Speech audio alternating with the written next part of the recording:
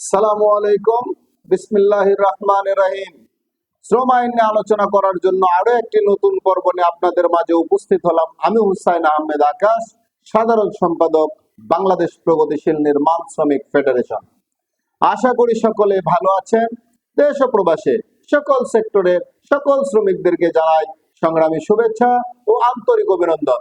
সংগ্রামী সাথী ও বন্ধুগণ, আজ আমরা আলোচনা করব শ্রম আইনের ধারা 222 নিয়ে। নিষ্পত্তি ইত্যাদি কাহার উপর অবশ্য পালনীয় হইবে।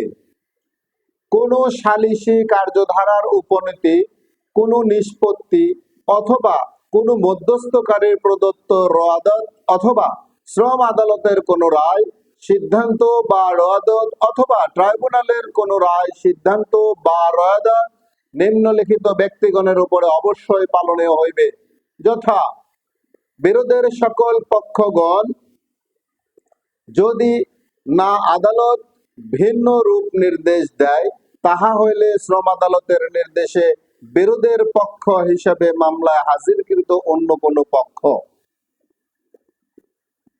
কোন বিরোধ যে প্রতিষ্ঠান সংক্রান্ত সে প্রতিষ্ঠানের মালিক কোন বিরোধের পক্ষ হইবে, তাহার উত্তরাধিকারী বা সত্ত্ব প্রাপক কোন ব্যক্তি, এবং যে ক্ষেত্রে বিরোধের এক পক্ষ যৌথ দর কষাকষি প্রতিনিধি, সেক্ষেত্রে বিরোধটি যে প্রতিষ্ঠান সংক্রান্ত সেই প্রতিষ্ঠানের বিষয় বিরোধটি অথিত হইবার তারিখ নিয়োজিত ছিলেন অথবা পরে নিয়োজিত হইয়াছেন এইরূপ সকল শ্রমিক।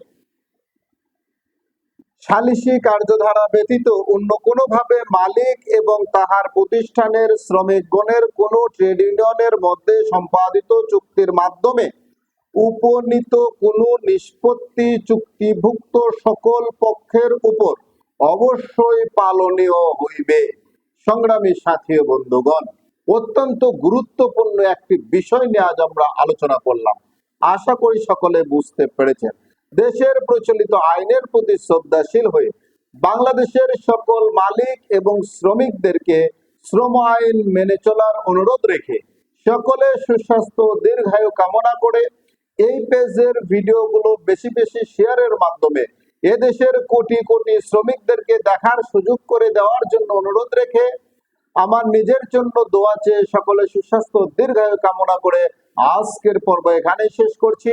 আসসালামু আলাইকুম, আল্লাহ হাফেজ।